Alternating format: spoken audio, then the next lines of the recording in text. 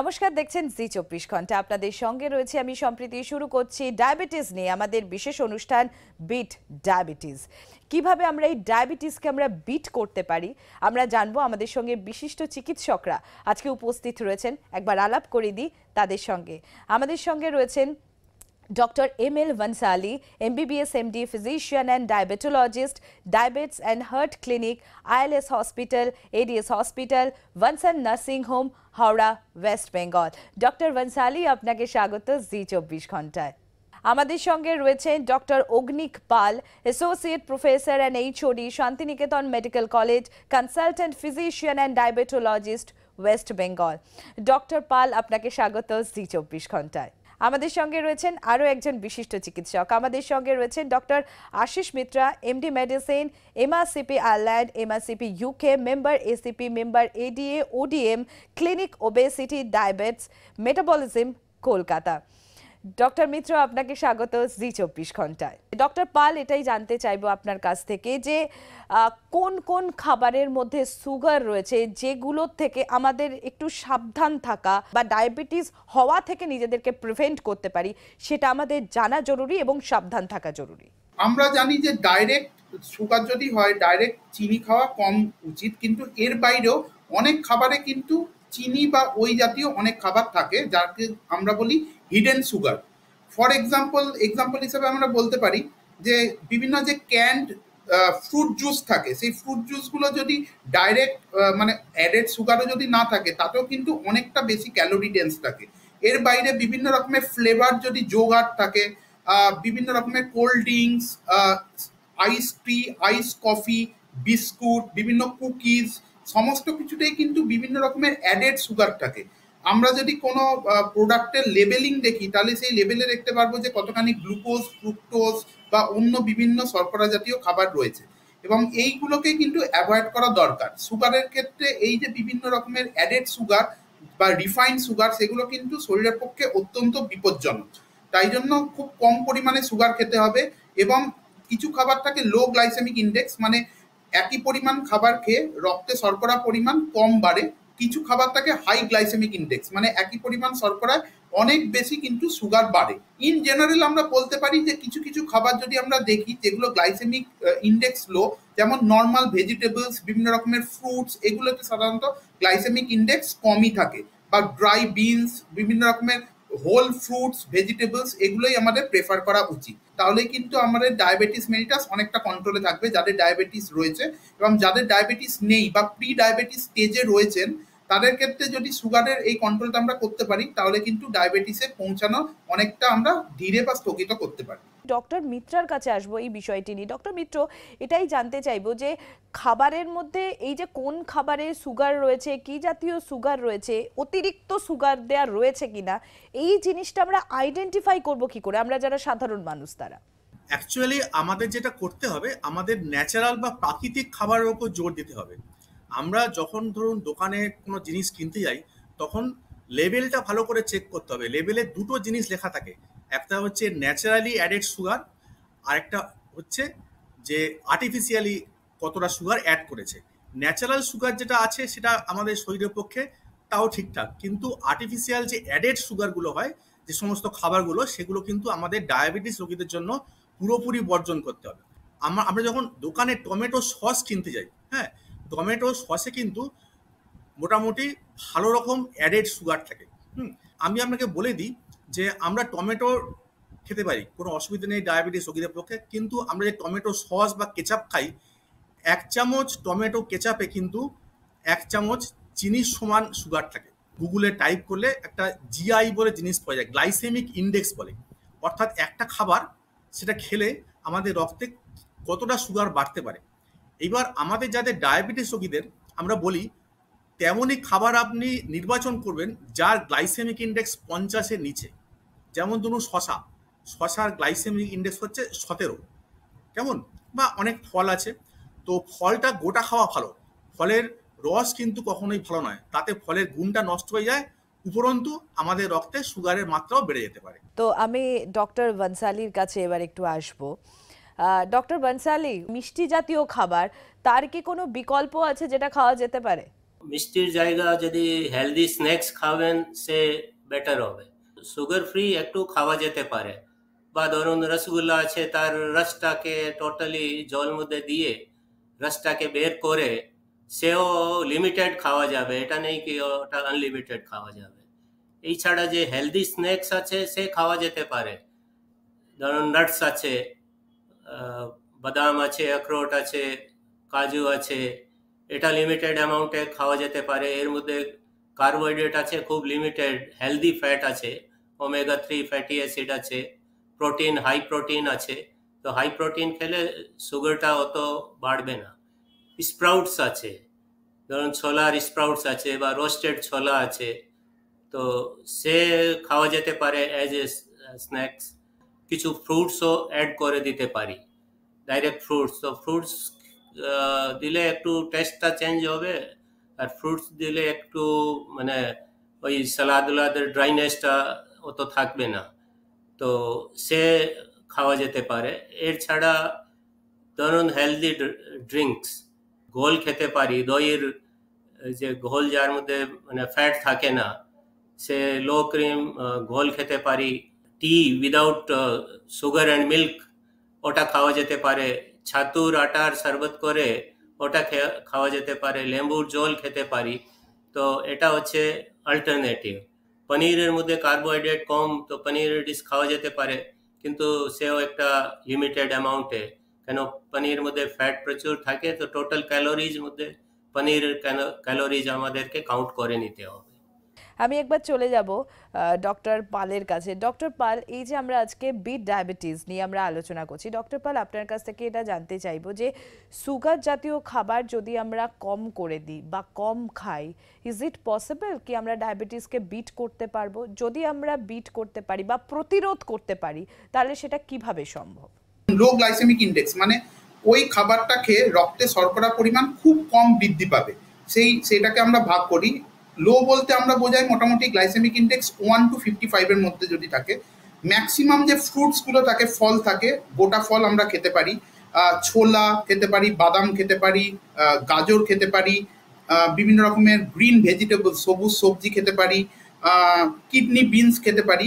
এগুলোর ক্ষেত্রে এগুলো যদি আমরা নিয়মিত খাই, তাহলে কিন্তু আমাদের যে খিদে পাওয়ার ব্যাপারটা স্যাটাইটি সেটাও আসবে, কিন্তু রক্তে শর্করার পরিমাণ খুব বেশি বাড়বেও না। এবং এইগুলো যদি আমরা ঠিকঠাক পরিমাণে কন্টিনিউ করতে থাকি, তাহলে কিন্তু ডায়াবেটিস, যাদের প্রি ডায়াবেটিস স্টেজে রয়েছে বা জাস্ট ডায়াবেটিস হয়েছে, সেক্ষেত্রে কিন্তু ডায়াবেটিসটা প্রোগ্রেস করার যে চান্স বা প্রোগ্রেস করার যে অ্যাক্সিলারেশন, সেটা কিন্তু অনেকটা কমে যাবে।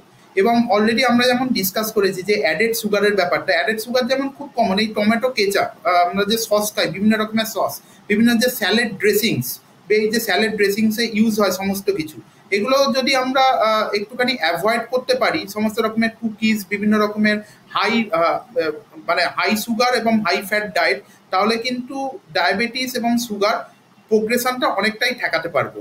ডায়াবেটিস মেনলি আমরা বলতে পারি একটা ইনফ্ল্যামেটরি ডিজিজ, মানে একটা ইনফ্ল্যামেশন হচ্ছে আমাদের শরীরের মধ্যে মেটাবলিক, এবং বিভিন্ন অর্গানে, বিভিন্ন অঙ্গ প্রত্যঙ্গে সেটা তার ফলে ড্যামেজ সৃষ্টি করছে। এবং এই সুগার জাতীয় যে বিভিন্ন রকমের কম্পোনেন্ট রয়েছে, যেমন সুগার বলতে আমরা বুঝি কি, গ্লুকোজ, ফ্রুক্টোজ, সুক্রোজ, এই তিনটে এইগুলো খুব কমনলি থাকে। এর বাইরে গ্যালাক্টোজ, ল্যাকটোজ এগুলো থাকতে পারে। এগুলো কিন্তু খুব বেশি পরিমাণে যদি দেওয়া হয়, তাহলে কিন্তু এই ইনফ্ল্যামেশনটাকে আরো বাড়িয়ে দেয়।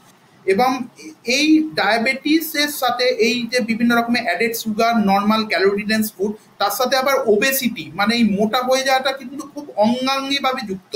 এবং এই ডায়াবেটিস, ওবেসিটি, এই দুটো মিলিয়ে কিন্তু আমাদের যে হার্ট, কিডনি, লিভার, বিভিন্ন চোখ, বিভিন্ন অঙ্গ প্রত্যঙ্গ, নার্ভ, সমস্ত কিন্তু ক্ষতিগ্রস্ত হতে পারে। আমি একবার ডক্টর মিত্রর কাছে চলে আসব।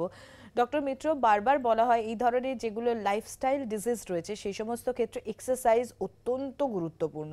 তো ব্লাড সুগার নিয়ন্ত্রণের ক্ষেত্রে শরীরচর্চা বা এক্সারসাইজ এতটা ইম্পর্টেন্স কেন রাখে? কতটা উপকার করে এক্সারসাইজ এই ডায়াবেটিসের ক্ষেত্রে?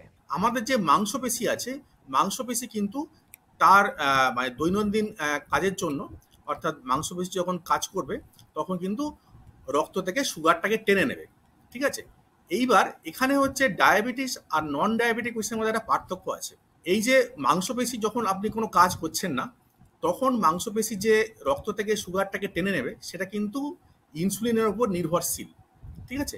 অর্থাৎ যার শরীরে ইনসুলিন আছে তার ক্ষেত্রে কিন্তু যখন আপনি কোনো কাজ করছেন না তখনও কিন্তু মাংসপেশি কিছুটা হলেও সুগার টেনে নিচ্ছে। কিন্তু ডায়াবেটিস পেশেন্টদের যেহেতু রক্তে ইনসুলিনের মাত্রা কম, সেহেতু কিন্তু যখন কোনো কাজ করছেন না মাংসপেশি কিন্তু রক্ত থেকে সুগারটাকে টেনে নিতে পারছে না, ফলে সুগারটা বেড়ে যাচ্ছে। এইবার আপনি যখন এক্সারসাইজ করছেন, অর্থাৎ আমরা যখন এক্সারসাইজ করছি বা হাঁটাচলা করছি, তখন কিন্তু মাংসপেশি যে রক্ত থেকে সুগারটাকে টেনে নিচ্ছে সেটা কিন্তু ইনসুলিনের উপর নির্ভরশীল নয়। অর্থাৎ তখন মানে এক্সারসাইজ করলে ডায়াবেটিক্স আর নর্মাল রোগীর মধ্যে কোনো পার্থক্য নেই।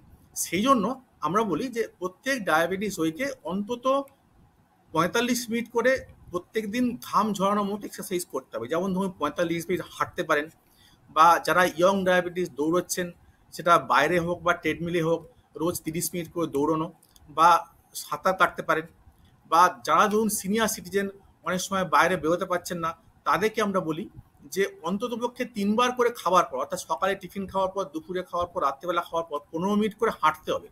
15 মিনিট করে আপনি ধরুন ঘরের মধ্যেই হাঁটুন বা ছাদে গিয়ে হাঁটুন, বা বাড়ি থেকে নিচে নেমে যে জায়গাটা আছে সেখানে হাঁটুন, উঠোনে বা সামনে রাস্তায়। তো এইভাবে সবাইকেই করতে হবে। যদি এক্সারসাইজ না করেন তাহলে কিন্তু ব্লাড সুগার কোনোভাবেই কন্ট্রোল করা যাবে না।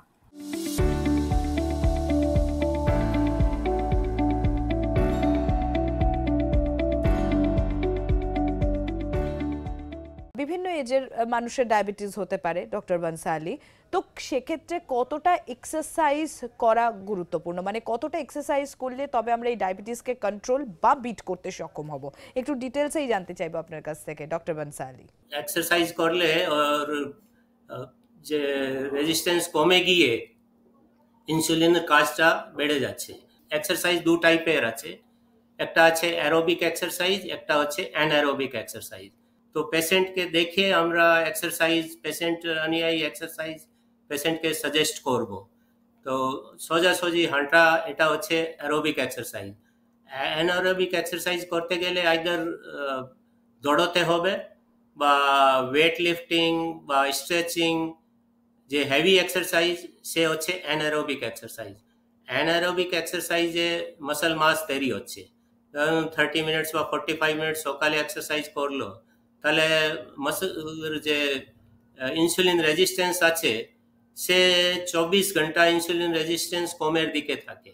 এক্সারসাইজের আরও অনেক বেনিফিট আছে কি এক্সারসাইজ করলে মাসল মাস ঠিক থাকবে, এক্সারসাইজ করলে অস্টিওপোরোসিস কম হবে, মানে বোনটা স্ট্রং থাকবে। এক্সারসাইজ করলে আমাদের কোলেস্ট্রল, ট্রাইগ্লিসারাইড এটা কমে যাবে, হার্ট ডিজিজ কমে যাবে। যদি ইয়াং পেশেন্ট আছে তার আমরা স্ট্রিনাস এক্সারসাইজ অ্যাডভাইস করব। আর যদি ওল্ড পেশেন্ট আছে যার সঙ্গে অনেক অসুখ আছে তাহলে ওই হিসাবে পেশেন্টকে বলবো একটু হাঁটতেই বলবো কি স্লোলি হাঁটুন। প্রপার এক্সারসাইজ আর ডায়েট করলে হয়তো পেশেন্টের কোনো ডায়াবেটিসের মেডিসিনই লাগবে না। আমি একবার ডক্টর পালের কাছে আসবো। ডক্টর পাল, আপনার কাছে জানতে চাইবো এই যে এই ধরনের ডায়াবেটিসের মতো যেগুলো লাইফস্টাইল ডিসঅর্ডার বা লাইফস্টাইল ডিজিজ, সেগুলো প্রতিরোধ করাই শুধু না, তার সঙ্গে আমাদের এই যে ফিটনেস, সেই ফিট থাকার জন্য, হেলদি থাকার জন্য এই যে ব্যালেন্স ডায়েট, এই কথাটা বারবার ওঠে, ব্যালেন্স ডায়েটের সঙ্গে এক্সারসাইজ কতটা ইম্পর্টেন্স রাখে? ডায়েট আর এক্সারসাইজ খুবই ইম্পর্ট্যান্ট ব্যাপার। শুধু ডায়েট এবং এক্সারসাইজেই HbA1c, যেটা আমরা মার্কার হিসাবে ইউজ করি যে ডায়াবেটিস কতখানি কন্ট্রোল আছে বোঝাতে, প্রায় 0.6 থেকে 2% কমতে পারে। পেশেন্টকে বারবার বলা হয় যে আপনি কম করে বারে বারে খান, এবং কিছু ওষুধ থাকে যেগুলো খাবার আগে খেতে হয় বা কিছু ওষুধ খাবার পরে খেতে হয়, সেইটা সেইভাবে নিতে হবে। এক্সারসাইজের ক্ষেত্রেও এক্সারসাইজ কোন ডায়াবেটিস পেশেন্টের কতখানি এক্সারসাইজ প্রয়োজন বা কতখানি লাগবে সেটা কিন্তু কোনো ডাক্তারের সাথে পরামর্শ নিয়েই করা উচিত। 30 মিনিট করে যদি হাঁটি ব্রিক্স ওয়াকিং কে নিয়ে, তাতেই কিন্তু অনেকটা কাজ হয়ে যায়। এর বাইরে সুইমিং বা বিভিন্ন রকমের অ্যারোবিক এক্সারসাইজ, জগিং করা, সাইক্লিং করা, সবই হচ্ছে এই সব অ্যারোবিক এক্সারসাইজ কিন্তু শরীরের পক্ষে ডায়াবেটিস পেশেন্টের ক্ষেত্রে অত্যন্ত ভালো। যদি আমরা ওয়েট ট্রেনিং কিছু কিছু ক্ষেত্রে যদি করা হয়, মানে ওয়েট বিয়ারিং এক্সারসাইজ, এটা সিট আপ হতে পারে, পুশ আপ হতে পারে বা অন্য রকমের কিছু, অবভিয়াসলি সেটা ডাক্তারের পরামর্শ মতো, এক্সারসাইজ ফিজিওলজিস্ট যারা রয়েছেন পরামর্শ মতো করা যায়, তাহলে কিন্তু এই ব্যাপারটাও কিন্তু অনেকটা কন্ট্রোলে থাকে। অস্টিওপোরোসিস একটা অন্যতম প্রবলেমেটিক ব্যাপার আমাদের দেশে, বিশেষ করে যার ডায়াবেটিস আছে। বোনস ফ্র্যাজাইল হয়ে যায় এবং প্রোপেন্সিটি অফ ফ্র্যাকচার, মানে বোনস যে হাড় ভেঙে যাওয়ার যে প্রোপেন্সিটি সেটা অনেকটা বেড়ে যায়। এই ব্যাপারগুলো যদি নিয়মিত ডায়েট এবং এক্সারসাইজ যদি ঠিকঠাক করা হয় তাহলে কিন্তু অনেকটাই কম থাকে। Stress free lifestyle, smoking cessation, alcohol cessation, বিভিন্ন রকমের ডায়েট ঠিকঠাক করে নেওয়া, এক্সারসাইজ ঠিকঠাকভাবে করা, এই সমস্ত লাইফস্টাইল যদি ঠিকঠাক মেনটেন করা হয় তাহলে কিন্তু এই যে ডায়াবেটিস সেটাকে কিন্তু খুব সহজেই আমরা ঢুকে দিতে পারবো। অনেকক্ষণ পেট খালি বা যদি উপোসের কোনো প্রয়োজন পড়ে সেক্ষেত্রেও কিন্তু ডাক্তারের পরামর্শ নিতে হবে, কারণ সুগার যাদের, বিশেষ করে যাদের সুগার কন্ট্রোল নেই, মানে হাইপার গ্লাইসেমিয়া যাদের হয়, তাদের কিন্তু অনেকক্ষণ পেট খালি রাখলে বা বিভিন্ন কারণে হাইপোগ্লাইসেমিয়া হতে পারে, মানে হঠাৎ করে সুগার লেভেল অনেক কমও হয়ে যেতে পারে। তাই ঠিকঠাক করে ওষুধ খাওয়া, ঠিকঠাক করে জীবনযাপন করা, এগুলো কিন্তু ডায়াবেটিস রোগ থাকলেও সেটাকে কিন্তু বাড়তে দেয় না এবং পুরোপুরি প্রায় নর্মাল জীবনযাত্রায় আমরা মেনটেন করতে পারবো। আমি এবার ডক্টর মিত্রর কাছে আসবো। ডক্টর মিত্র, আপনার কাছেই জানতে চাইবো, আমাদের যে লাইফস্টাইল, আমরা যদি কিছু লাইফস্টাইলে পরিবর্তন আনি, অর্থাৎ কিছু অভ্যাস যদি আমরা আমাদের লাইফে গড়ে তুলতে পারি, সেক্ষেত্রে এই যে হঠাৎ করে একটা সুগার ক্রেভিং হলো, প্রচুর মিষ্টি জাতীয় বা অ্যাডেড সুগার জাতীয় স্ন্যাক্স বা জিনিস আমরা খেয়ে ফেললাম, এই সুগার কনজাম্পশনটাকে আমরা কি রিডিউস করতে পারি এবং আমরা কি অ্যাক্টিভ থাকতে পারি, মানে ফিট থাকতে পারি, অ্যাক্টিভ থাকতে পারি? এটা কি এরকম কোনো অপশন কি থাকে যদি আমরা ফিউ চেঞ্জেস আমাদের লাইফস্টাইলে নিয়ে আসি? আমাদের ইন্ডিয়ানদের কি মেনলি খাবারটা হচ্ছে দেখবেন সবই, মানে ব্রেকফাস্ট হোক, লাঞ্চ হোক বা ডিনারই হোক, আমাদের হচ্ছে কার্বোহাইড্রেট বেসড খাবার আর কি। তো আমাদের এই কার্বোহাইড্রেট বেসড প্যাটার্ন থেকে একটু প্রোটিনের দিকে ঝুঁকতে হবে। যেমন ধরুন আমরা সকালে টিফিনে আমরা খুবই পাউরুটি খাই। পাউরুটি কিন্তু ময়দা থেকে তৈরি হয়। ময়দা হচ্ছে একটা রিফাইন্ড সুগার, ঠিক আছে? এই ময়দা থেকে যে জিনিসগুলো তৈরি হয়, যেমন ধর পাউরুটি, সুজি বা চাউমিন, এগুলো কিন্তু একদমই খাওয়া যাবে না। তার থেকে আমরা কি খেতে পারি? আমরা ব্রেকফাস্ট ছাতু খেতে পারি। ছাতুটা হচ্ছে প্রোটিন বেসড। বা ধরুন আমরা ওটস খেতে পারি দুধ দিয়ে, বা আমরা ধরুন ডালিয়া খেতে পারি। হ্যাঁ, আবার ধরুন আমরা দুধ খেতে পারি, ছানা খেতে পারি, বা টক দই খেতে পারি। একইভাবে আমরা যদি ধরুন একদম মিষ্টি ছাড়া খেতে ভাল লাগবে না, তো আমরা যদি একটু মিষ্টি খেতে চাই, সুগার ফ্রি খেতে পারি, যেমন ধরুন স্টেভিয়া দিয়ে যে তৈরি সুগার ফ্রি সেটা খেতে পারি। বা আমরা যদি ন্যাচারাল কিছু খেতে চাই, তখন অল্প মধু খেতে পারি, যেমন সারাদিনে ধরুন 2 চামচ মধু খেতে পারেন, খুব ভালো কোয়ালিটির মধু। বা অল্প বিস্তর তাল বিচি খেতে পারেন। কিন্তু আমরা ধরুন চিনি বা গুড় বা ধরুন বাতাসা, নকুলদানা, যেগুলো আমরা খাই আর কি মিষ্টি, এই ধরনের জিনিসগুলো কিন্তু একদমই বর্জন করতে হবে। আমাদের ভাতের অ্যামাউন্টটা কম খেতে হবে।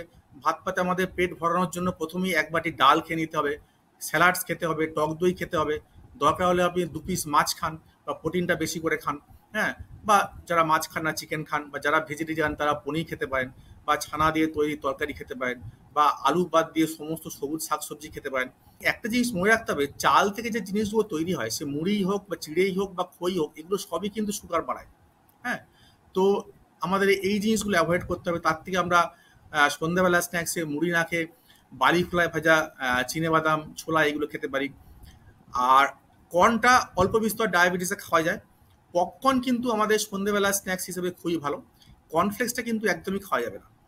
আমাদের যে আটা রুটি এবং ভাত দুটোই কিন্তু প্রায় একই ধরনের সুগার বাড়ায়। আমাদের রুটি খেতে গেলে একটু চেঞ্জ করতে হবে। ধরুন আমাদের গমের রুটি থেকে আমরা যদি মিলেট, জোয়ার, বাজরা, এই ধরনের জিনিসের রুটি খাই বা মাল্টিগ্রেন রুটি খাই, সেটা কিন্তু ডেফিনেটলি বেটার। এবং আমাদের মিল্ক প্রোডাক্টের উপর জোর দিতে হবে, যাতে শরীরে ক্যালসিয়ামের ঘাটতি না হয়। এবং অবশ্যই এক্সারসাইজ করতে হবে। আরেকটা মোস্ট ইম্পর্টেন্ট কি, মনিটরিং। এখন কিন্তু ডায়াবেটিস রিভার্স করা যায়, অর্থাৎ ডায়াবেটিস ধরা পড়ার প্রথম 6 বছরের মধ্যে কিন্তু আমরা ডায়াবেটিস ডায়েট, এক্সারসাইজের মাধ্যমে রিভার্স করতে পারি। সুতরাং অনেকে যেটা ভুল করে, যে ডায়াবেটিস হয়েছে সুতরাং ওষুধ সারা জীবন খেতে হবে বলে নেগলেক্ট করেন বা ওষুধ খান না। এটা কিন্তু খুব ভুল ধারণা। ফলে কি হয়, ডায়াবেটিস জনিত কারণে চোখ, নার্ভ, হার্ট এবং কিডনি খারাপ হতে পারে। তাই ডায়াবেটিস ধরা পড়লে সঙ্গে সঙ্গে আপনি ডাক্তারের পরামর্শ নিন এবং সেই অনুযায়ী চললে কিন্তু আপনি ডায়াবেটিস রিভার্স করতে পারবেন, অর্থাৎ ডায়াবেটিস থেকে মুক্তি পেতে পারেন। ডক্টর বনসালি, আপনার কাছে জানতে চাইবো, এই যে হাই ব্লাড সুগারের ওয়ার্নিং সাইন্সগুলো কি কি রয়েছে এক, এবং দ্বিতীয়ত এই যে ডক্টর বিত্রয়ের যেটা বললেন যে সুচিকিৎসার মাধ্যমে এবং প্রপার লাইফস্টাইলের মাধ্যমে এই ডায়াবেটিসকে রিভার্স করা সম্ভব, সেটা কিভাবে সম্ভব যদি আপনি বলেন। যদি পেশেন্টের সাডেনলি ওয়েট লস হচ্ছে, ইউরিন বেশি হচ্ছে, খিদেটা বেশি আসছে, তো এই সিমটম হলে আমরা সাসপেক্ট করব ডায়াবেটিস। কিন্তু অনেক সময় দেখি কি যারা একটু বয়স্করা তার এই সিমটম, যাকে আমরা বলি অসমোটিক সিমটম, সে আসছে না। ধরুন তার কিছু ইনফেকশন হলো, সে হিল হচ্ছে না, বা পেশেন্ট অন্য কারণে হার্ট অ্যাটাক নিয়ে এলো, পেশেন্ট আগে থেকে জানে না, যখন আমরা সুগার টেস্ট করছি তখন ডায়াবেটিস আছে। পেশেন্ট কোনো নিউমোনিয়া, কোনো ব্রেন স্ট্রোক, এটা মানে ওই ডায়াবেটিসের কমপ্লিকেশন নিয়ে এলো, তখন বোঝা যাচ্ছে ডায়াবেটিস আছে। প্রেগনেন্সির সময়, প্রেগনেন্সি কালে মানে সুগার টেস্ট করা উচিত। তো সুগার টেস্ট করলে যদি সুগার ধরা যাবে, তাহলে আমাদেরকে লাইফস্টাইল চেঞ্জ করতেই হবে। ডায়েটের মধ্যে প্রপার কার্বোহাইড্রেটের মধ্যে রিফাইন্ড সুগার খাওয়া, সুগার মেদা আমরা অলরেডি ডিসকাস করেছি, এটা খাওয়া উচিত নয়। অ্যান্ড ফাইবার রিচ ডায়েট খেতেই হবে। নন ভেজ প্রোটিনের মধ্যে প্রচুর ফ্যাট হচ্ছে, তাদেরকে আমরা বলি পেশেন্টকে কি যদি 100 গ্রাম ধরুন মিট মাটন খাও, তাহলে ওর ধরে নাও কি 200 গ্রাম গ্রিন ভেজিটেবল সালাদ ওটাও খেতে হবে, তাহলে ওর ব্যাড ইফেক্টটা কিছু একটা কন্ট্রোল হবে। তো এটা হেলদি ডায়েট অ্যান্ড এক্সারসাইজ। তো এক্সারসাইজ করলে কি হবে, ওবেসিটি কমে যাবে, বডি ওয়েট কমে যাবে, মাসলটা বিল্ডিং হবে। ওবেসিটি কমে গেলেই ইনসুলিন রেজিস্ট্যান্স আছে সে কমে যাবে, আর ইনসুলিন রেজিস্ট্যান্স কমে গেলেই যে ইনসুলিন বডিতে যতটুকু তৈরি হচ্ছে ওর কাজটা বেড়ে যাবে। তো একটা তো আছে, অনেক পেশেন্ট এক্সারসাইজ অ্যান্ড ডায়েট করলে তাদের কোনো মেডিসিন লাগেও না, যার মেডিসিন লাগবে তার মেডিসিনের পরিমাণটা অনেক কমে যাবে। যদি ইনসুলিন রিকোয়ারমেন্ট আছে তাহলে ইনসুলিনের ডোজও কমে যাবে। তো এই সমস্ত করলে ডায়াবেটিক পেশেন্ট আছে সে হেলদি নর্মাল লাইফ লিড করতে পারে। একমাত্র আপনিই পারেন সচেতন হতে, এবং বিশেষজ্ঞ চিকিৎসকের পরামর্শ মতো চললে আপনি একদম সুস্থ সবল জীবনযাপন করতে পারবেন। আমাদের সঙ্গে যে তিনজন বিশিষ্ট চিকিৎসক উপস্থিত ছিলেন, ডক্টর পাল, ডক্টর মিত্র এবং ডক্টর বনসালি, আপনাদের তিনজনকেই অনেক অনেক ধন্যবাদ। আমাদের এই বিশেষ অনুষ্ঠান বিট ডায়াবেটিস এখানেই শেষ করছি। অন্যান্য খবরের জন্য আপনারা দেখতে থাকুন জি 24 ঘন্টা।